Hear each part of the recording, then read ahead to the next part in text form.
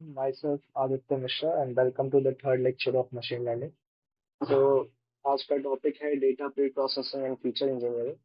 और ये सेक्शन किसी भी मशीन लर्निंग मॉडल को ट्रेन करने के पूरे प्रोसेस में एक बहुत इंपॉर्टेंट सेक्शन होता है, क्योंकि आज के जमाने में ही नहीं और पहले भी अ, यही था जो कि डिसाइड करता था कि ओवरऑल आपका मॉडल कितना अच्छा परफॉर्म करेगा, क्योंकि जितना क्लीन डेटा होगा उतना अच्छा मॉडल परफॉर्म करेगा।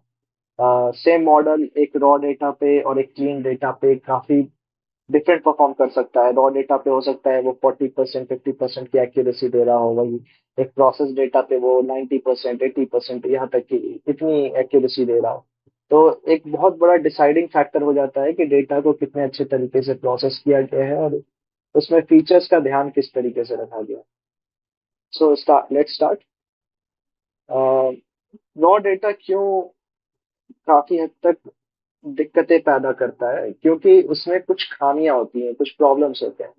तो मशीन लर्निंग एल्गोरिदम जो होते हैं वो कुछ सोच नहीं सकते, वो मैथमेटिकल पैटर्न्स क्रिएट करता है। तो मैथमेटिकल पैटर्न्स क्रिएट करके समझते हैं कि हाँ ऐसा क्यों है। वो एक तरीके से काफी सारे मॉडल्स में थ्रेशोल्ड बेस्ड मॉडल होते हैं, या तो वो थ्रेशोल्ड क्रिएट करता है कि हाँ इतना थ्रेशोल्ड से ऊपर ये प्रिडिक्शन होना चाहिए, इतना थ्रेशोल्ड से नीचे ये प्रिडिक्शन होना चाहिए। इस तरीके से वो पैटर्न्स क्रिएट करता है। तो अगर आप गलत डेटा फीड करोगे तो उसके हिसाब से वो गलत पैटर्न भी एनालाइज करेगा। पैटर्न एनालाइज गलत होगा तो फिर वो प्रिडिक्शन भी गलत होगा। सो इसी कारण से कहा जाता है कि if you feed them garbage they will learn garbage. अब इसके की चैलेंजेस क्या हो सकते हैं? की चैलेंजेस जो कि अमूमन देखा जाता है रॉ डेटा में। तो रॉ डेटा के की चैलेंजेस जो होते हैं वो होते हैं कि एक तो पहली बात, डेटा में इनकम्प्लीट ब्लैंक्स या काफी सारे जो डेटा होते हैं वो मिसिंग होते हैं। अब मिसिंग होने का रीजन बहुत कुछ हो सकता है डेटा करप्ट हो गया हो सकता है यूजर एंड से ही वो पर्टिकुलर वैल्यू ना दी गई हो। बहुत सारे कारण हो सकते हैं। जैसे अगर अ, मान लीजिए कि अगर कोई मेडिकल डेटा है उसमें age is considered an important factor. तो अगर एज कोई पेशेंट देना मिल जाए तो इवन डॉक्टर्स तक को दिक्कत हो जाती है कि वो अज्यूम कर पाए कि क्या बीमारी हो सकती है। तो आप फिर मशीन लर्निंग से कैसे उम्मीद करोगे कि मशीन लर्निंग एल्गोरिथम से कि वो कुछ प्रिडिक्ट कर पाएगा उसके बेसिस पे, या फिर वो जो प्रिडिक्ट करेगा वो सही होगा। तो वहां पे उस इनकम्प्लीट ब्लैंक को हम इग्नोर नहीं कर सकते, उनको ट्रीट करना जरूरी। सेकेंड फैक्टर जो होता है वो होता है इनकंसिस्टेंसी इन द डेटा। तो इनकंसिस्टेंसी इन द सेंस कि ह्यूमंस की आदत होती है किसी चीज को शॉर्ट फॉर्म में लिखना, लॉन्ग फॉर्म में लिखना, या एक ही चीज को अलग अलग तरीके से लिखना। तो एक दूसरा आदमी तो वो चीज देख के समझ जाएगा कि हाँ ठीक है, इसका मतलब सेम है, इन तीनों तीन चार चीजें जो भी लिखी गई हैं उनका मतलब सेम है, पर लेकिन मशीन वो चीज नहीं समझ सकती। जैसे एग्जाम्पल के तौर पे यहाँ अगर हम देखें तो न्यूयॉर्क, एन वाई और एन डॉट वाई डॉट, ये तीन डिफरेंट चीजें हैं मशीन के लिए। ह्यूमंस को लगेगा कि हाँ ये तीनों न्यूयॉर्क के बारे में ही बात कर रहे हैं, न्यूयॉर्क प्लेस की ही बात हो रही है। पर अगर मान लो एक प्लेस नाम का कॉलम है और उसमें तीन इस तरीके से लिखे हुए हैं, तो मशीन को लगेगा कि एन वाई एक अलग प्लेस है, न्यूयॉर्क एक अलग प्लेस है, एन डॉट वाई डॉट एक अलग प्लेस है।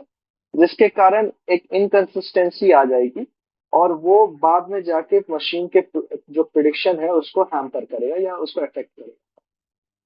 अनस्केल्ड अनस्केल्ड ये जो है फैक्टर, ये काफी सारे मॉडल्स में देखा जाता है। यहाँ पे क्या होता है कि एक फीचर है जिसकी वैल्यूज लेट से बहुत बड़ी है, और एक फीचर है जिसकी वैल्यूज फ्रैक्शंस में है। तो मॉडल उन न्यूमेरिकल वैल्यूज को देख के अज्यूम कर लेता है कि जो बड़ा न्यूमेरिकल वैल्यू है वो ज्यादा डोमिनेंट फीचर या ज्यादा प्रिडिक्शन में हेल्प करता है एज कम्पेयर टू जो वो वैल्यू, जो वो फीचर्स जो कि फ्रैक्शंस में है। जो कि जरूरी नहीं है हर बार।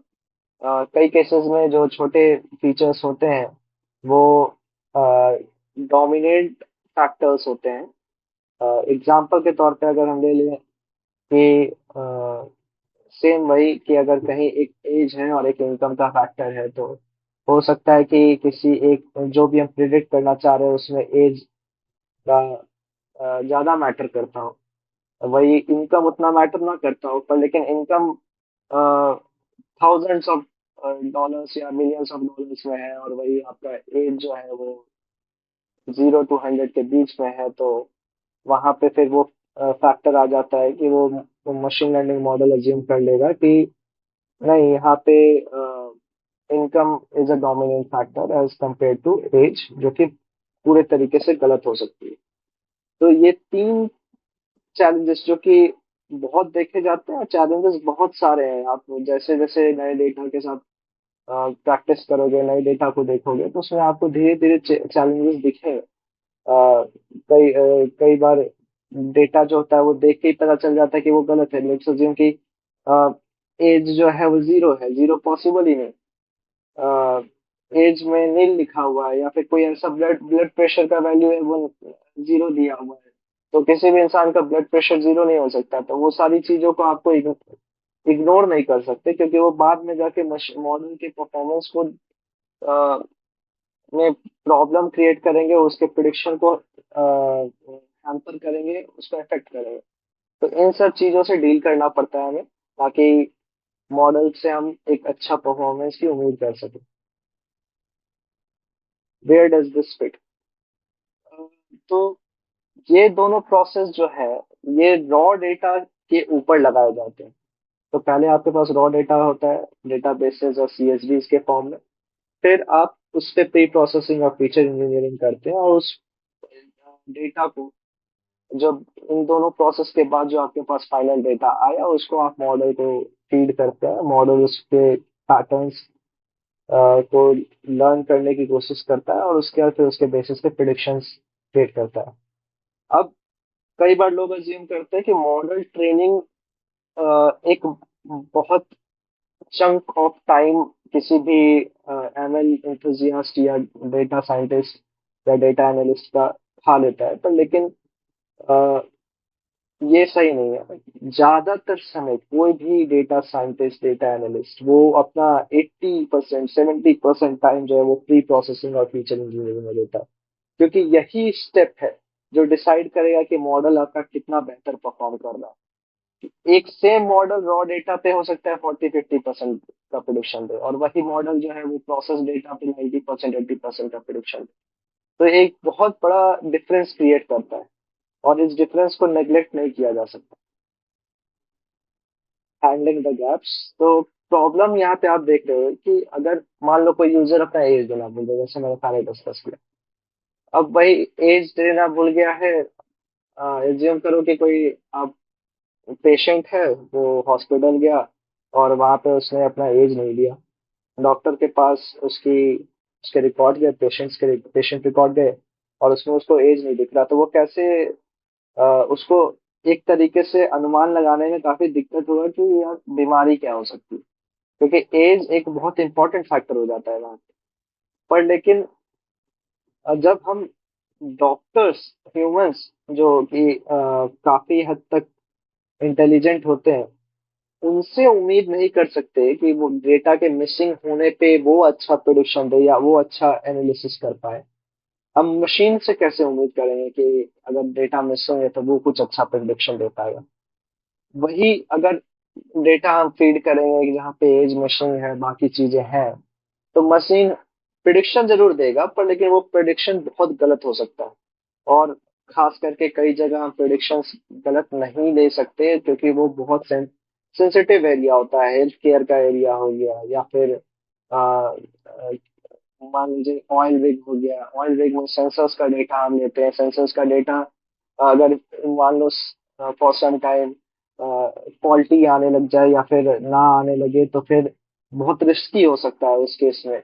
वहां पे फिर आपको पता नहीं चलेगा, कोई एक्सीडेंट हो सकता है, फायर इंसिडेंट हो सकता है, ऑयल रिग में ब्लास्ट हो सकता है, बहुत कुछ हो सकता है। ये सारी चीज को मॉनिटर करने का काम मशीन लर्निंग मॉडल का है, तो हम उस तरीके से मिसिंग और फ्लॉड डेटा को इग्नोर नहीं कर सकते। तो जब ट्रेनिंग की बात आती है, तो ट्रेनिंग के समय में अ, उसी प्रैक्टिकल डेटा पे, जैसे ऑयल रिग में जो सेंसर्स का डेटा सालों से कलेक्ट किया गया, उसी प्रैक्टिकल डेटा को उसमें मॉडल में फीड किया जाता है ताकि वो उससे सीखे, पैटर्न्स क्रिएट करे और फिर उसको रियल लाइफ में, रियल टाइम डेटा पे उस मॉडल को इम्प्लीमेंट किया जा सके, ताकि फिर वो मॉनिटरिंग अच्छे से, इफेक्टिव मॉनिटरिंग कर सके। पर अगर मान लो कि वो जो सालों का डेटा जो हम फीड कर रहे हैं मॉडल को, वो ही फ्लॉड, या उसमें काफी चीजें मिसिंग, तो उस केस को हैंडल करना पड़ेगा, क्योंकि वो फिर आगे के प्रिडिक्शंस को हैम्पर करेगा। तो उसके लिए दो तीन सॉल्यूशन है। सॉल्यूशंस और भी हो सकते हैं, पर तीन जो प्रोमिनेंट यूज करते हैं एज अ बिगनर। तो पहला तो डिलीशन। तो जहां भी आपको डेटा फ्लॉड लगे या मिसिंग लगे, आप पूरा का पूरा रो ही डिलीट कर दो। पर इसमें दिक्कत ये होती है कि जरूरी नहीं कि उस रो में सिर्फ वो पर्टिकुलर कॉलम जो मिसिंग है उसी का डेटा हो, बाकी और भी फीचर्स के डेटा हो सकते हैं जो कि हेल्प कर सकते हैं मशीन को सीखने में। और जहां मान लीजिए डेटा मिलियंस में या थाउजेंड्स में है, तो वहां पे चलिए इग्नोर भी किया जा सकता है डेटा को, एक दो या कुछ परसेंटेज डेटा को हटा भी दे तो उतना फर्क नहीं पड़ेगा। पर वही अगर डेटा हंड्रेड्स में, 500, 600, 1000 इस तरीके से, अगर उसमें से आपने 100, 150 डेटा ही हटा दिए तो एक बड़ा चंक हट गया, और फिर उसके बाद वो मॉडल को ट्रेन करने के लिए सफिशिएंट डेटा ही नहीं रहेगा। तो जितना वो सीख सकता था उस डेटा को, अगर हम किसी और तरीके, जो मिसिंग डेटा है उसको किसी और तरीके से हैंडल करते और उससे वो सीख सकता था, वो एक तरीके से इंफॉर्मेशन लूज करने की तरह हो गया।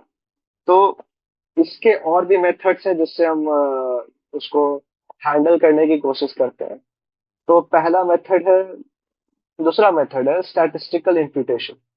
तो इसमें हम क्या करते हैं कि मीडियन, मीन, मोड से डेटा को रिप्लेस कर देते हैं, उस ब्लॉक को रिप्लेस कर देते हैं।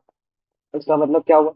लेट्स अज्यूम कि एक कॉलम है और उसमें अ, बहुत सारा डेटा दिया हुआ है, और उसमें से 5% जो ब्लॉक्स है या वो मिसिंग है। अब आप क्या करो कि बाकी के जो 95% डेटा है उनका या तो मीन या तो मीडियन या तो मोड निकालो, और वो 5% ब्लॉक्स में उस वैल्यू को इंसर्ट करो। अब ये भी डिपेंड करता है कि आप मीन, मीडियन, मोड किस तरीके से लोगे। तो लेट अगर मान लो कि मीन है, तो मीन आप इस तरीके से, तो अगर कैटेगरिकल डेटा है, मतलब वर्ड्स है, न्यूमेरिकल वैल्यू नहीं है, कैटेगरिकल डेटा मतलब वर्ड्स वगैरह है, उस केस में आप मीन नहीं लगा सकते, क्योंकि मीन लगाने का मतलब क्या, आप वर्ड्स का क्या एवरेज लोगे। हाँ, उस केस में पर आप मोड और मीडियन लगा सकते हो कि हाँ, जो वर्ड ज्यादा टाइम आया है उस डेटा में, उसी को हम इंसर्ट कर दें। क्योंकि अगर 95% डेटा में कोई वर्ड डोमिनेट कर रहा है, तो ये बहुत हाई चांसेस है कि उन मिसिंग डेटा में भी वो वर्ड ही डोमिनेट कर रहा होगा। तो इसको हम जरूरी नहीं कि वो पूरा का पूरा वर्ड, वो पूरा का पूरा 5% वही वर्ड होगा, लेकिन वो डोमिनेट कर रहा होगा, तो हम वहाँ पे एक तरीके से थोड़ा सा क्या कह सकते हैं उसे, रिस्क लेते हैं एक तरीके से, या फिर यहाँ पे प्रोज एंड कॉन्स है सबके। एक तीसरा जो मेथड है वो प्रिडिक्टिव इम्पुटेशन है, जहाँ पे हम एक small machine learning model create करते हैं और उसे बाकी डेटा पे ट्रेन करके मिसिंग डेटा को प्रिडिक्ट करने की कोशिश करते हैं। तो जैसे मान लो कि एक मॉडल है जिसमें 10 फीचर्स हैं, और डेटा है जिसमें 10 फीचर्स हैं, और उन 10 फीचर्स में किसी एक पर्टिकुलर रो के लिए दो, एक वैल्यू मिसिंग है, और ऐसे 1000 रोज है। तो आप क्या करोगे कि 999 रोज जिसमें डेटा अवेलेबल है, उसको आप बाकी फीचर्स पे ट्रेन करोगे, और उसको एक तरीके से ये सिखाओगे कि इन डेटा के कोरस्पॉन्डिंग ये वैल्यू वो प्रिडिक्ट कर रहा है। और फिर उसको जो रो जिसमें वो वैल्यू मिसिंग है, उसके बाकी फीचर्स को इंसर्ट करके उसके कोरस्पॉन्डिंग एक वैल्यू जनरेट कराओगे मशीन लर्निंग मॉडल से ही। तो वो प्रिडिक्ट करके देता है कि हाँ, लेट्स अज्यूम कि एज मिसिंग है, तो ये एज हो सकती है, बाकी फीचर्स के कोरस्पॉन्डिंग बात करें तो। पर लेकिन इसमें इसके प्रोज एंड कॉन्स ये है कि अगर मॉडल अच्छा परफॉर्म करे तब तो वो बहुत अच्छा प्रिडिक्शन देगा, और आपको एक तरीके से काफी एक्यूरेट डेटा मिलेगा at the end. For model training. पर इसके जो दिक्कत यहाँ पे आ सकती है वो आ सकती है कि अगर मॉडल ट्रेन ही गलत हुआ, या मॉडल जो है गलत प्रिडिक्शन कर रहा है, तो उस केस में डेटा जो है वो फ्लॉड हो जाएगी। डेटा में काफी सारी चीजें जो प्रिडिक्शन को इनफेक्टिव या इनएफिशिएंट बनाएंगी। पर लेकिन इसके और भी कॉन्स जो हो सकते हैं, वो हो सकता है कि पहली बात तो आपको मॉडल सिलेक्शन पे ध्यान देना होगा कि हाँ, इस डेटा के कोरस्पॉन्डिंग कौन सा मॉडल बेहतर परफॉर्म कर सकता है। फिर उसके बाद आपको टाइम ज्यादा लगेगा, क्योंकि ट्रेनिंग में भी टाइम लगती है। फिर दूसरी चीज है कि कंप्यूटेशन पावर को भी कंसिडर करके चलना होता है, क्योंकि अगर आप एक और मॉडल ट्रेन करोगे तो वो आपके मशीन पे भी लोड पड़ेगा।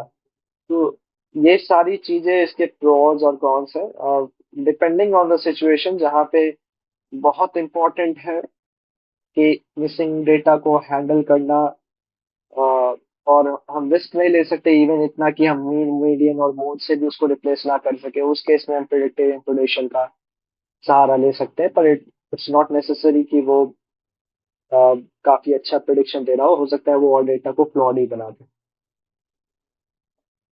लेवलिंग द प्लेइंग फील्ड, अब इसका क्या मतलब हो सकता है? चलो, एक मान लो एक डेटा सेट है जिसमें एज है वो 0 to 100 है, इनकम 0 to 1 million है, जैसे मैंने पहले ये डिस्कस किया है। अब यहाँ पे क्या होगा, कुछ मॉडल्स, सारे मॉडल्स नहीं, कुछ मॉडल्स क्या अज्यूम कर लेते हैं कि इनकम अगर $1 million और एज 60 है, तो वो अज्यूम कर लेंगे कि क्योंकि इनकम की वैल्यू ज्यादा है न्यूमेरिकल सेंस में, तो वो एज से ज्यादा डोमिनेंट फैक्टर है। ये जरूरी नहीं हो सकता है, वो डिपेंड करता है कि हम क्या प्रेडिक्ट करवाना चाहते हैं। हो सकता है एज एक डोमिनेंट फैक्टर हो सकता है इनकम एक डोमिनेंट फैक्टर हो। तो वो हमें कंसिडर, अब ऐसा कैसे हम इसको बनाए कि भाई वो एक तरीके से, इस तरीके से जज ना करे, न्यूमेरिकल वैल्यू के बेसिस पे जज ना करे। तो इसका दो मेथड होता है। अच्छा, वैसे किस तरीके का मॉडल्स ये प्रॉब्लम फेस करते हैं? तो जो डिस्टेंस बेस्ड मॉडल्स होते हैं, ग्रेडियंट डिसेंट बेस्ड मॉडल्स होते हैं, जहाँ पे इन सब चीजों का इस्तेमाल होता है, वहां पे ये फैक्टर देखा जाता है कि एक प्री डोमिनेंट प्रॉब्लम है। उसको सॉल्व करने के वही पर जो ट्री बेस्ड मॉडल्स होते हैं, जैसे एक्सजी बूस्ट और डिसीजन ट्री, जिसमें क्या कहते हैं, आपका रैंडम फॉरेस्ट हो गया, इस तरीके के जो मॉडल्स होते हैं, वहां पे ये प्रॉब्लम उतना मैटर नहीं करता। उल्टा अगर आप वहां पे इसको चेंज करोगे, तो हो सकता है कि वो प्रिडिक्शन को एक तरीके से प्रिडिक्शन गलत कर दे। क्योंकि वहां पे उतना जरूरत ही नहीं है। वहां पे एक थ्रेशोल्ड बेस्ड मॉडल चलता है, जिसमें हर एक की वैल्यू का एक, हर एक फीचर के कोरस्पॉन्डिंग एक थ्रेशोल्ड जनरेट होता है और उसके बेसिस पे प्रिडिक्शन होती है। वही डिस्टेंस बेस्ड मॉडल्स में वो नहीं, वो ये प्रॉब्लम फेस करते हैं, जैसे K N N, K means clustering, SVM, और gradient based models, linear regression, logistic regression. यहाँ पे वो डिस्टेंस कैलकुलेट करने की कोशिश करते हैं मैट्रिक्स या वेक्टर बना के, और वेक्टर के बीच में डिस्टेंस जब वो निकाले जाएंगे, तो ऑब्वियसली बात है, जो बड़ा वैल्यू है वो एक तरीके से डोमिनेट करता है, और उस वो डिसाइडिंग फैक्टर बन जाएगा। तो इस चीज को सॉल्व करने के दो मेथड हो सकते हैं, स्टैंडर्डाइजेशन जेड स्कोर की हेल्प से, और एक नॉर्मलाइजेशन। तो स्टैंडर्डाइजेशन क्या करता है कि वो ओवरऑल डेटा के मीन को जीरो के अराउंड रिवॉल्व कराता है एक तरीके से। तो जेड स्कोर यहाँ कैलकुलेट करते हैं, और एक्स जो है वो करंट वैल्यू है आपकी, अ, जो जिस भी ब्लॉक के बारे में आप बात कर रहे हैं, और मीन जो ओवरऑल उस कॉलम का मीन हो गया, उस फीचर का मीन हो गया, और यहाँ सिग्मा जो है वो स्टैंडर्ड डेविएशन है। तो ये क्या करता है कि सारे ही फीचर्स के कॉरस्पॉन्डिंग उनको स्टैंडर्डाइज किया जाता है। तो ये न्यूमेरिकल अनफेयरनेस का जो फैक्टर है वो खत्म हो जाता है एक तरीके से। वही नॉर्मलाइजेशन क्या होता है, तो एक मिन मैक्स नॉर्मलाइजेशन होता है, जिसका फॉर्मूला होता है एक्स माइनस एक्स मिन upon x max minus x मिन। और इसी तरीके से एक और होता है नॉर्मलाइजेशन का तरीका, जिसमें एक्स बाय एक्स मैक्स कर देते हैं हम।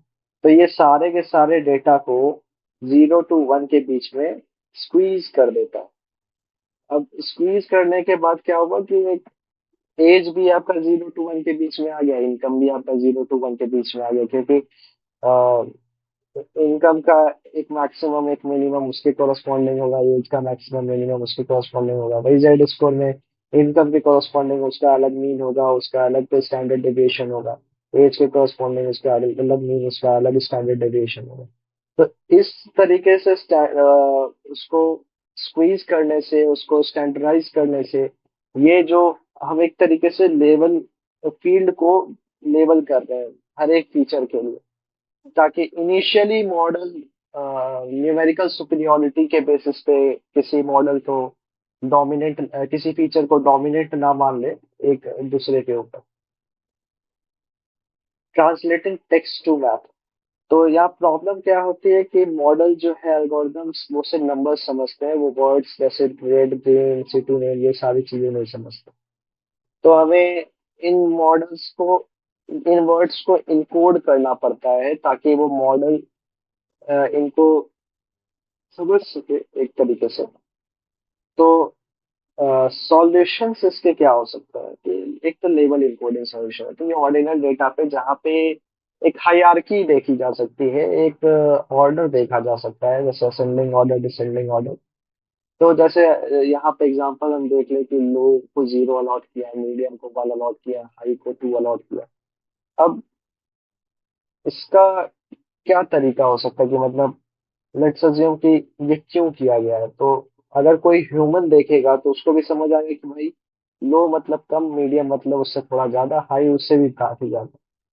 तो इसी तरीके से मॉडल को भी या न्यूमेरिकल वैल्यू से एक तरीके से सिग्निफाई किया जा रहा है कि हाँ 0 1 2, मतलब 0 जो है वो 1 से छोटा है, 1 जो है 2 से छोटा है।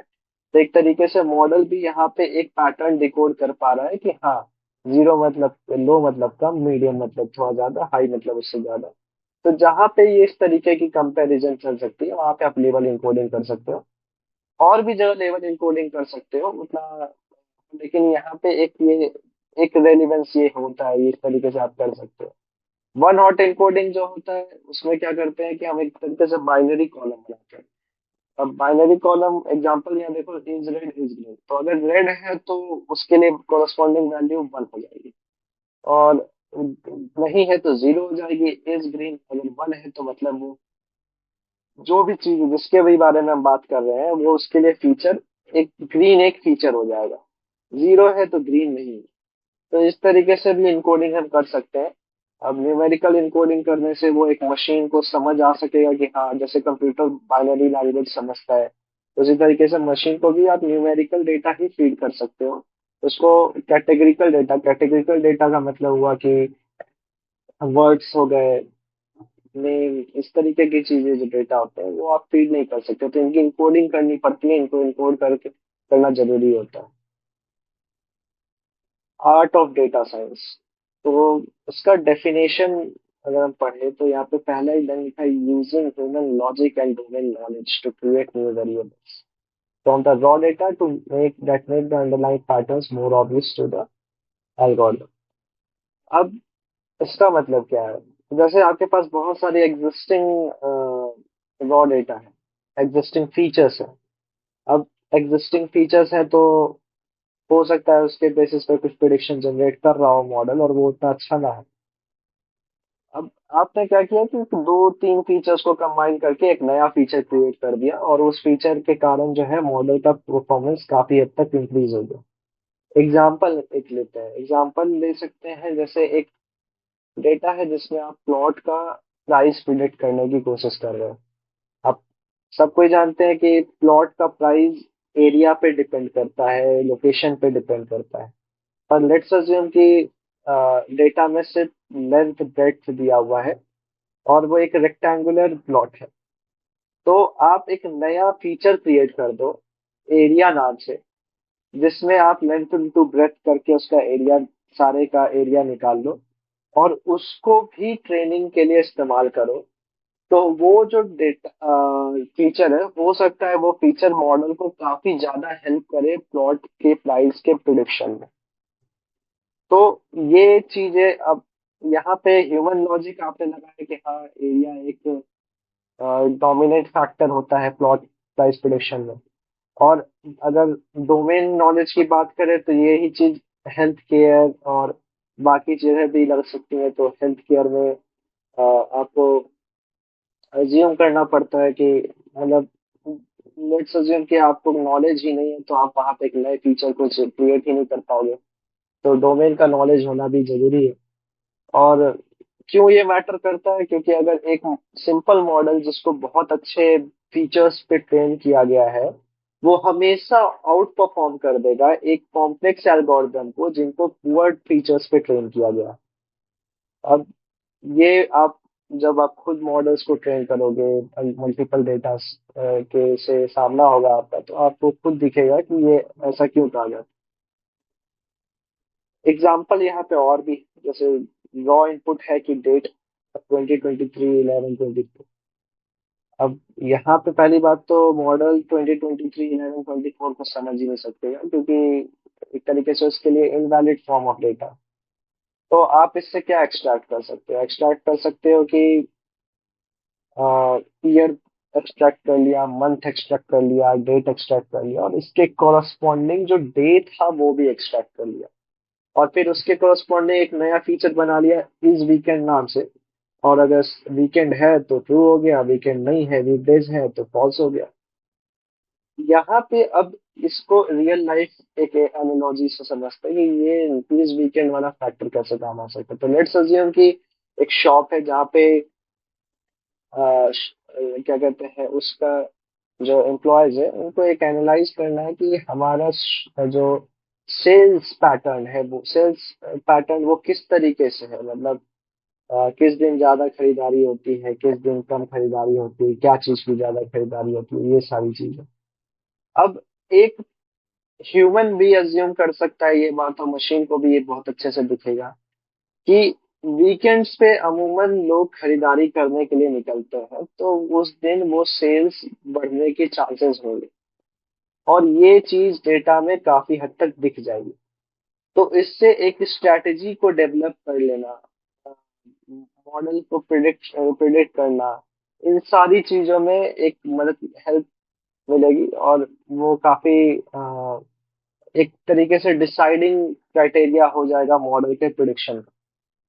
सेकंड, आपका प्राइस शिपिंग है तो आप मल्टीपल तरीके के सामान को एक साथ मंगाओ तो उसमें शिपिंग चार्जेस कम हो जाएंगे। अगर इंडिविजुअली मंगाओ तो शिपिंग चार्जेस हर एक के कोरस्पॉन्डिंग अलग अलग होंगे।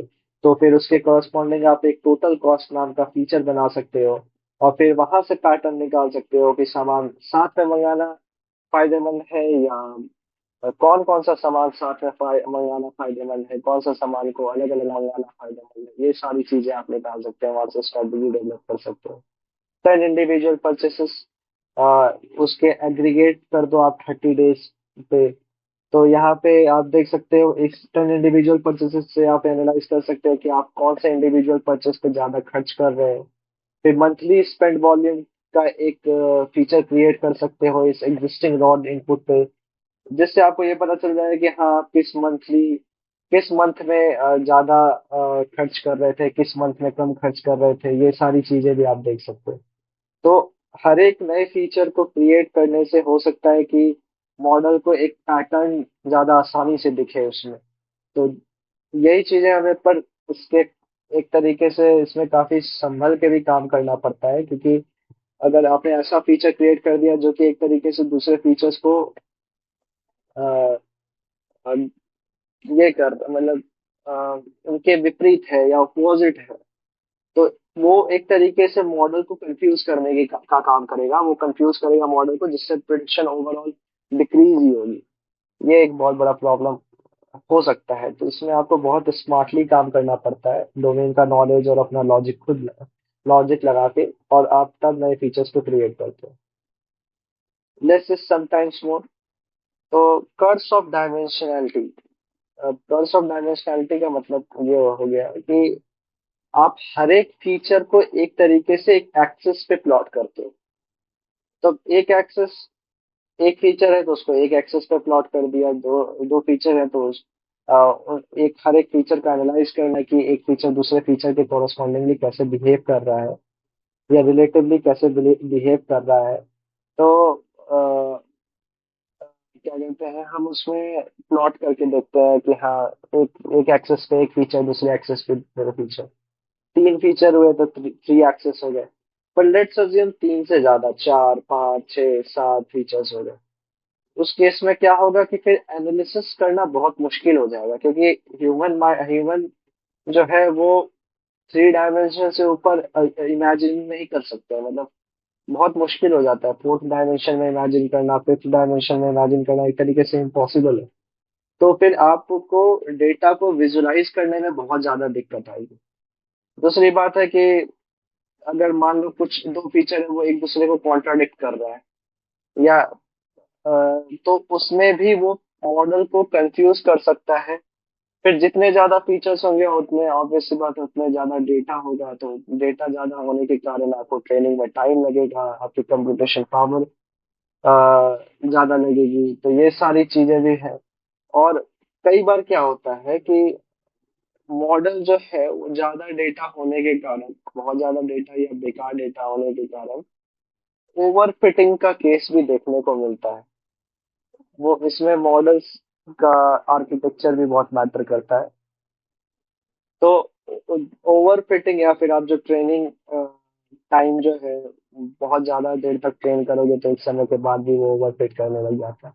अब ओवर फिटिंग होता क्या है? ओवर फिटिंग ऐसा होता है कि लेट्स अज्यूम कि अ, आपने कोई एग्जाम की तैयारी की और आपने क्वेश्चंस को हूबहू रट लिया।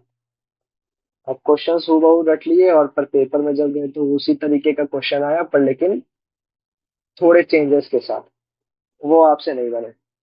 सेम चीज यहाँ मॉडल के साथ भी होता है। मॉडल क्या करता है, एग्जिस्टिंग डेटा को याद कर लेता है, और फिर याद उसको, उसमें लॉजिक, उसमें पैटर्न्स को डेवलप करने के लिए उसको याद कर लेता है। और फिर याद करने का इम्पैक्ट ये होता है कि जब उसके सामने नए डेटा आता है तो वो उस पर जनरलाइज नहीं कर पाता है, उस पर प्रिडिक्शन देना, वो गार्बेज वैल्यू प्रिडिक्ट करने लगेगा। इसको पकड़ने का, मतलब इसको कैच करने का दो तीन तरीका है।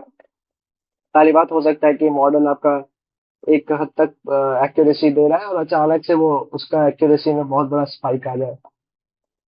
या फिर मॉडल आपका 90% या उससे ऊपर 98, 99%, इतना अमूमन इतना किसी भी रियल वर्ल्ड डेटा में 90%, 92, 95 इस तरीके का एक्यूरेसी नहीं आता है। जो 95, 96, 95% प्लस जो एक्यूरेसी है वो तो बहुत मुश्किल होता है। बहुत ज्यादा क्लीन डेटा हो तो ही पॉसिबल है। और वो भी ग्रेजुअली आएगा, वो मॉडल तुरंत जनरलाइज नहीं करेगा। तुरंत एक दो इपॉक के बाद पता चला कि मॉडल जो है वो 92, 93, 95% की एक्यूरेसी देने लग गया और फिर उसके बाद वो सैचुरेट कर गया।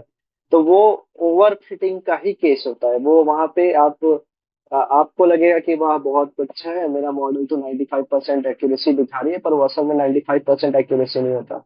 वो एक तरीके से मॉडल ने सारी चीजें रख ली। जब आप उसको नए डेटा पे टेस्ट करोगे या उस पर प्रिडिक्ट करवाने की कोशिश करोगे, वो प्रिडिक्शन बेकार बेकार प्रिडिक्शन देगा। अब कर्स ऑफ डायमेंशनैलिटी को कम करने का एक तरीका है कि पीसीए, प्रिंसिपल कंपोनेंट एनालिसिस, और ये एक बहुत बड़ा टॉपिक है। इसको मतलब मैथमेटिकल सेंस में भी एक मैथ हैवी टॉपिक है। तो इसको बहुत अच्छे से तो यहाँ पे एक्सप्लेन नहीं किया जा सकता। इसके लिए खुद ही एक नया लेक्चर बन जाएगा, पर लेकिन जितना मैं कर सकता हूँ उतना करता हूँ। तो जैसे यहाँ पे कि कंप्रेस करते हैं हम लोग मल्टीपल ओवरलैपिंग फीचर्स को स्मॉलर सेट्स में, और कोशिश हमारी ये रहती है कि हम 50% या उसके आसपास जो कॉलम्स हैं उनको खत्म कर दें, उनको डेटा से हटा दें, और स्टिल हम 95% ऑफ जो डेटा का इंफॉर्मेशन था उसको रिटेन कर सकें। तो ये हमारी कोशिश होती है। अब ये प्रिंसिपल कंपोनेंट एनालिसिस का जो स्टेप्स होते हैं वो होता है कि पहले तो हम डेटा को स्टैंडर्डाइज करते हैं जेड स्कोर्स के थ्रू। फिर उसके लिए कोवेरिएंस मैट्रिक्स को कंप्यूट किया जाता है, जिससे हम फीचर के बीच में रिलेशन या बिहेवियर निकालने की कोशिश करते हैं। फिर हम हर एक के लिए आइगन वैल्यूज और आइगन वेक्टर्स क्रिएट करता है। और फिर आइगन वैल्यूज जो हमने निकाला है उनको शॉर्ट करते हैं डिसेंडिंग ऑर्डर में।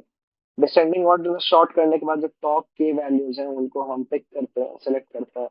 और उसके कॉरस्पॉन्डिंग फिर एक प्रोजेक्शन मैट्रिक्स बनता है, और फिर हम ओरिजिनल डेटा को उन नए फीचर स्पेस पे प्रोजेक्ट करने की कोशिश करते हैं। ये पूरा प्रोसेस होता है, बहुत लंबा प्रोसेस है। तो मैथ्स भी इसमें अच्छी खासी लगती है। तो ये अगर आपको समझना है तो आप बुक्स या यूट्यूब वीडियोज और भी हैं उससे समझ सकते हैं। की टेक अवेज क्या है ओवरऑल?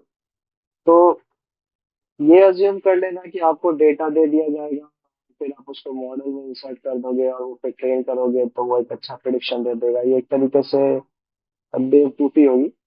आज के समय में ज्यादातर काम डेटा के प्री प्रोसेसिंग और डेटा के फीचर इंजीनियरिंग पे ही हो रहा है। जैसे अगर आपने बहुत सुना होगा, जो आजकल के चैट जीपीटीज हैं और एनएलपी मॉडल्स हैं, एलएलएम्स हैं, अब उनमें प्रॉब्लम ये आ रही है कि वो बहुत हद तक बायस हो जाता है किसी चीज के ऊपर। किसी सोसाइटल में जैसे बायसनेस होती है किसी के कोरस्पॉन्डिंग, वैसे ही एलएलएम्स पे भी बायस हो जाते हैं। तो वो क्यों होता है? क्योंकि डेटा में वैसा बायसनेस दिखता है तो एलएलएम्स भी बायस हो जाए। अब इसको खत्म करने के लिए कोई एक नया मॉडल आर्किटेक्चर नहीं बनाया जाता। और इसके लिए क्या किया जा रहा है आज के समय में कि आप इस तरीके के डेटा बनाओ जो कि उस बायस को रिमूव कर सके, उस बायस को आइडेंटिफाई कर सके। तो उसके लिए अब अलग डेटा बनाया जा रहा है, उस डेटा को प्रोसेस किया जा रहा है। तो अब आज के समय में एक तरीके से जो एलएलएम में आर्किटेक्चर के मामले में जो सैचुरेशन आ गया है, तो एलएलएम्स में आज के समय में सिर्फ डेटा को रिफाइन करने का, डेटा को प्री प्रोसेस करने का ही काम किया जा रहा है, उसको और इम्प्रूव करने के लिए, और कुछ नहीं किया जा रहा। तो ये बहुत इंपॉर्टेंट स्टेप। अब इंजीनियर स्मार्टली का क्या मतलब है? कि भाई आपको नॉलेज है किसी डोमेन का और आपके पास ह्यूमन लॉजिक है। आप एक काम करो, एग्जिस्टिंग जो आपके फीचर्स हैं उनके बेसिस पे एक नया फीचर जनरेट कर दो जो कि मॉडल को पैटर्न रियलाइज करने में एक हेल्पफुल हो सके। जैसे हम एग्जांपल दिया था लेंथ ब्रेड्थ और एरिया का। एरिया निकालोगे तो उसके कोरस्पॉन्डिंग में मॉडल को दिख जाएगा कि जितना ज्यादा एरिया उतना ज्यादा प्लॉट की वैल्यू। फिर वो सेकेंडरी फैक्टर्स भी होते हैं, लोकेशन वगैरह, तो वो सारी चीजें भी वो कंसिडर करेगा। तो फीचर इंजीनियरिंग में आप वही है कि प्रॉब्लम आइडेंटिफाई करो, उस प्रॉब्लम को क्या क्या इफेक्ट करता है वो आइडेंटिफाई करो। क्या आप एग्जिस्टिंग डेटा से उस क्या कहते हैं जो अफेक्ट करने वाले फैक्टर्स हैं उनको डिराइव कर सकते हो, वो आइडेंटिफाई करो, उसको डिराइव करो। अ, इससे मॉडल काफी अच्छा परफॉर्म करता है। ऑप्टिमाइज करने का क्या मतलब है? ऑप्टिमाइज करने का मतलब है कि टू बी ऑनेस्ट, अगर डेटा में जितने कम फीचर्स होंगे आपको एनालाइज करना भी उतना आसान हो जाएगा। अ, और प्लस में मॉडल्स के लिए भी क्या कहते हैं, वो उसको ट्रेन करना ज्यादा आसान रहेगा।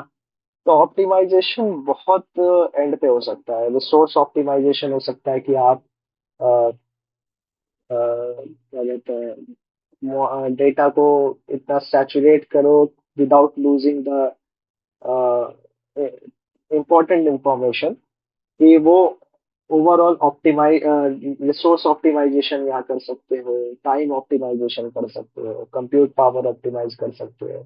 और इसी तरीके से फीचर ऑप्टिमाइजेशन भी कर सकते हो कि कौन से फीचर्स को रखना है, कौन से फीचर्स को हटा देना है, कौन से फीचर्स को कंबाइन कर देना है, ये सारी चीजें। तो ये सारी चीजें जब आप कंसिडर करोगे तो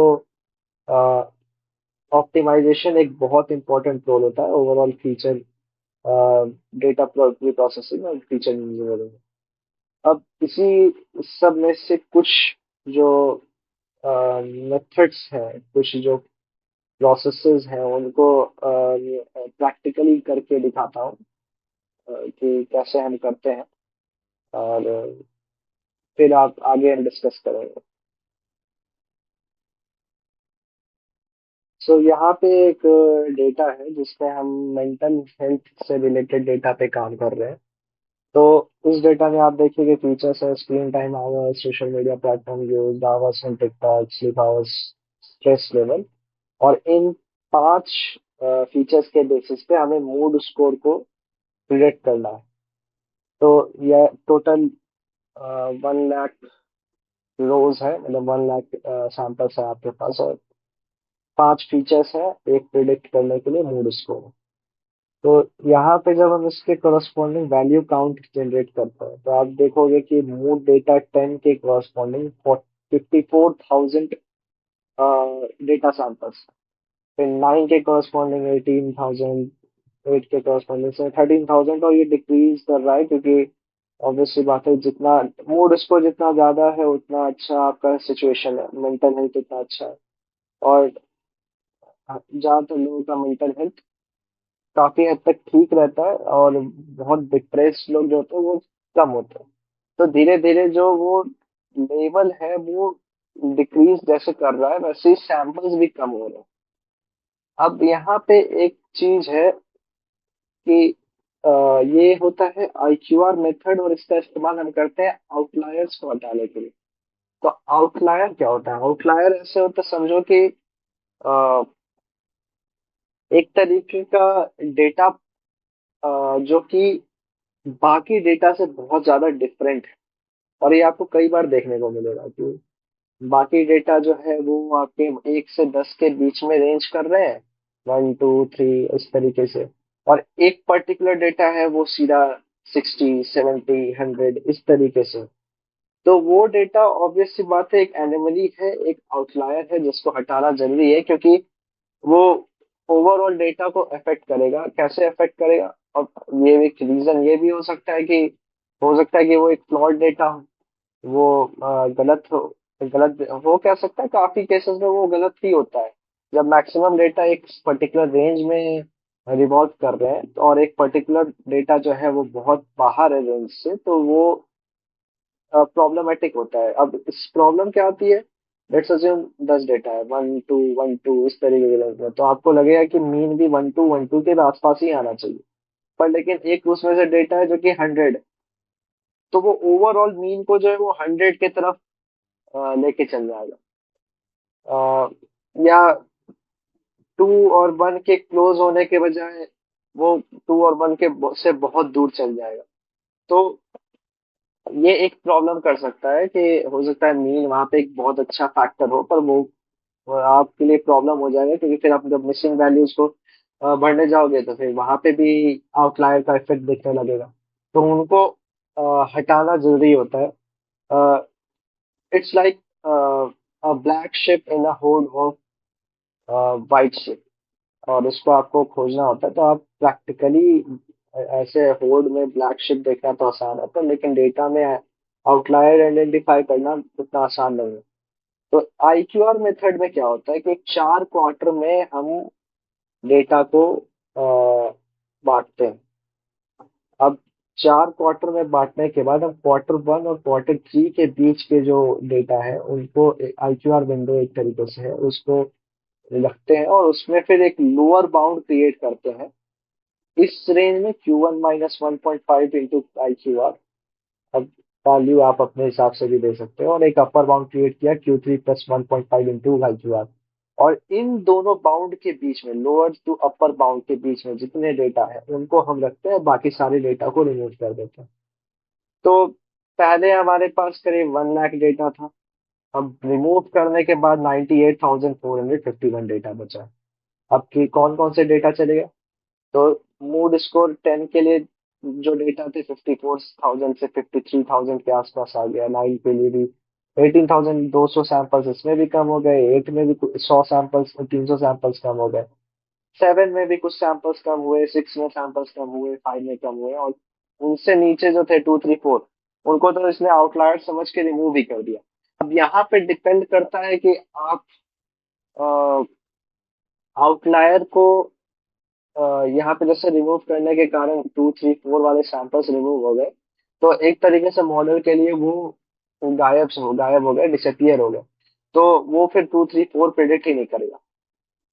तो उसके लिए अगर मान लीजिए आपकी प्रायोरिटी है कि नहीं, मेरे को 2 3 4 भी प्रेडिक्ट करना है, तो ये एक बहुत ही मुश्किल टास्क है मशीन लर्निंग में, क्योंकि जहाँ पे डेटा इम्बैलेंस बहुत ज्यादा होता है, बहुत ज्यादा डिफरेंस होता है कि एक डेटा बहुत ज्यादा सरप्लस में है, एक डेटा बहुत नेग्लिजिबल अमाउंट में है।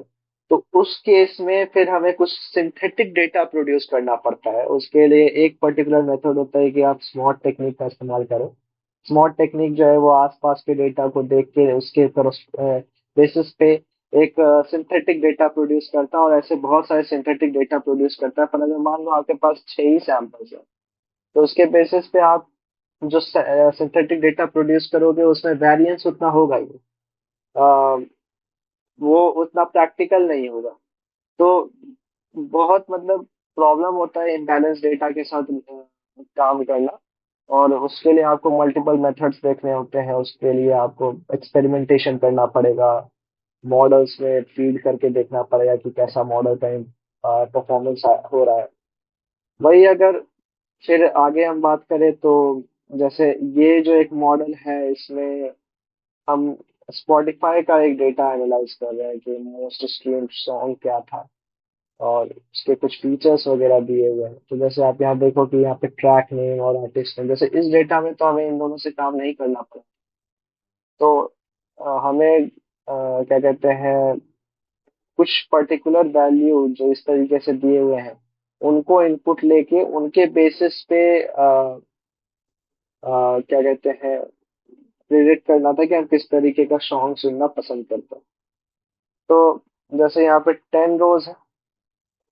अब हर एक के करस्पॉन्डिंग जो ये ट्रैक नेम, आर्टिस्ट नेम और बाकी जो वैल्यूज हैं ये दिए हुए हैं। और यहाँ पे जो है क्या कहते हैं, अ, ये ट्रैक नेम और आर्टिस्ट नेम जो है ये कैटेगरिकल डेटा है। तो इसको आप मॉडल को डायरेक्टली फीड नहीं कर सकते, इसमें आपको इनकोडिंग करना पड़ेगा। पर इस पर्टिकुलर डेटा के लिए जो हम मॉडल ट्रेन करते हैं, इसमें इन दोनों का काम नहीं रहता है, तो ये हमें जरूरत नहीं पड़ता। शेप से आप पता कर सकते हो कि हाँ ठीक है, इस तरीके के जो ये शेप है 953 क्रॉस 224 शेप है इसका। इन्फो अगर निकालोगे तो देखो, ट्रैक नेम और आर्टिस्ट नेम पे जो डी टाइप दिखा रहा है वो ऑब्जेक्ट दिखा रहा है।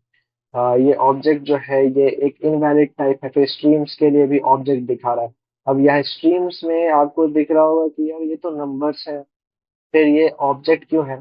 तो ये भी आप यहाँ से ही पता लगा सकते हो कि में ऑब्जेक्ट दिखाएगा, मोड में ऑब्जेक्ट दिखाएगा। तो ये आपको यहाँ से आप हो सकता है स्ट्रीम्स को इंटीजर या फ्लोट समझ या डबल समझ के क्या कहते हैं इंसर्ट कर रहे हो, और पता चले वो ऑब्जेक्ट डेटा टाइप का है।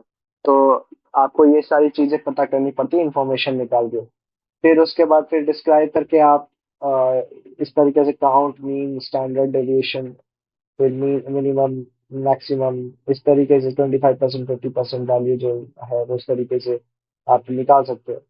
फिर की के लिए आप वैल्यू निकालें तो की में C hash, G, G hash, F, इस तरीके से जो दिए हैं वैल्यूज, इसके लिए कितने सैंपल्स प्रेजेंट है पूरे, ये हर एक की के कॉरस्पॉन्डिंग कितने सैंपल्स प्रेजेंट है पूरे डेटा में, ये यहाँ पे दिख रहा है। फिर वैल्यू काउंट, मेजर माइनर के कॉरस्पॉन्डिंग कितने सैंपल्स प्रेजेंट है यहाँ पे दिख रहा है। अब यहाँ पे एक और काम जो वो बताया था, मिसिंग वैल्यूज से कैसे डील करना है। तो आप यहाँ देख रहे हो कि ये जो कमांड है df dot is null dot sum, df यहाँ पे डेटा का नाम है। जो ऊपर में दिख रहा होगा df is equal to pd dot read csv, या डेटा का नाम है ये चीज। और यहाँ पे जब आप df dot is null dot sum करोगे, तो उसके करस्पॉन्डिंग आपको दिख रहा है कि इसमें की में इनमें इतने इतने नल वैल्यूज प्रेजेंट है जिनसे हमें डील करना पड़ेगा। तो उनको या तो आप रिमूव कर दो। अब यहाँ पे देखो, अब सैंपल्स ही बहुत कम है, तो आप रिमूव करने जाओगे तो वो अफेक्ट करेंगे डेटा को। तो फिर यहाँ पे आप कीज जो है वो आपके मोड वैल्यू है, तो मतलब कि जो है एक तरीके से कैटेगरिकल वैल्यू है, तो आप इसको मोड से रिप्लेस कर सकते हो। उसी तरीके से इंस्टाग्राम चार्ट्स जो है, अ, ये इंस्टाग्राम चार्ट्स, तो ये वाले के लिए भी न्यूमेरिकल वैल्यू दिया हुआ है इन्होंने। आई थिंक यही कहीं होगा। इन इनके लिए जो न्यूमेरिकल वैल्यू दिया हुआ है, अ, वो न्यूमेरिकल वैल्यू को आप मीन से, मीडियन और मोड से रिप्लेस कर सकते हो। तो फिर यहाँ पे आप इसको इंट टाइप में कन्वर्ट करो, सारे को डेटा क्या कहते हैं यहाँ पे, अ, ये फिर हैंडलिंग मिसिंग वैल्यूज में फिर मैंने देखिए मोड से हमने जो भी मिसिंग वैल्यूज थे उसको रिप्लेस कर दिया, मीडियन से फिर जो बाकी चीजें बची हुई थी उनको मीडियन से रिप्लेस कर दिया। और फिर ये सारा फीड मैप, ये तो आगे की चीजें हैं, ये एनालाइज करने के लिए, विजुलाइज करने के लिए फीड मैप के थ्रू हम विजुलाइज करते हैं। और top 10 artist by total streams, इस तरीके से ये चार्ट एक बना। तो ये है। एक तीसरा मॉडल है सैलरी प्रिडिक्शन के लिए। यहाँ पे हम depending on these factors, age, gender, education level, job title, year of experience के बेसिस पर सैलरी प्रिडिक्ट करने की कोशिश करते हैं। तो डेटा जो जेंडर फीचर है उसमें कितने यूनिक चीजें हैं, तो मेल, फीमेल, मैन। मैन कोई जेंडर नहीं होता है, अदर पॉसिबल है। मैन से हमें डील करना पड़ेगा।